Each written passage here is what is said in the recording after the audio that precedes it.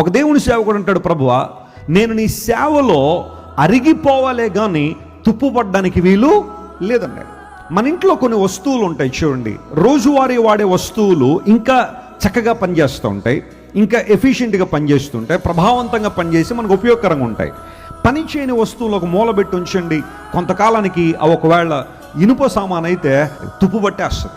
ఆ తుప్పు రాను రాను వాటిని తినేయడం ద్వారా ఎందుకు పనికి రాకుండా పోయే పరిస్థితులు ఉంటాయి. క్రైస్తవ జీవితం తుప్పు పట్టే జీవితం కాదు. నా జీవితాన్ని దేవుడు ఏర్పాటు చేసుకుంది, మన కోసం విలువైన రక్తాన్ని ఖర్చింది. నువ్వు తుప్పు పట్టే వ్యక్తిగా ఒక ప్రక్కన పడుంటావని కాదు. అరిగిపోతే దేవునికి అరిగిపోవాలే కానీ, మన జీవితాలు ప్రభువు సేవలో అరిగిపోవాలే కానీ తుప్పు పట్టే పరిస్థితి మన జీవితంలో ఉండడానికి వీలు లేదు. మరియా మనకు నేర్పించే పాఠం ఏంటో తెలుసా? I have given my best to the lord.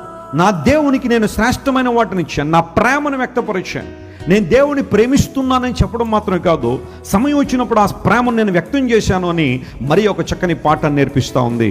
నీ జీవితంలో దేవుని ప్రేమిస్తున్నానని చెప్పడం చాలా ఈజీయే కావచ్చు, కానీ ఆ ప్రేమను క్రియల్లో చూపిస్తున్నావా? నీ విశ్వాస యాత్రలో దేవుని ప్రేమిస్తున్నాను అనే విషయాన్ని రుజువు చేయగలుగుతున్నావు, పరిశీలన చేయాలా?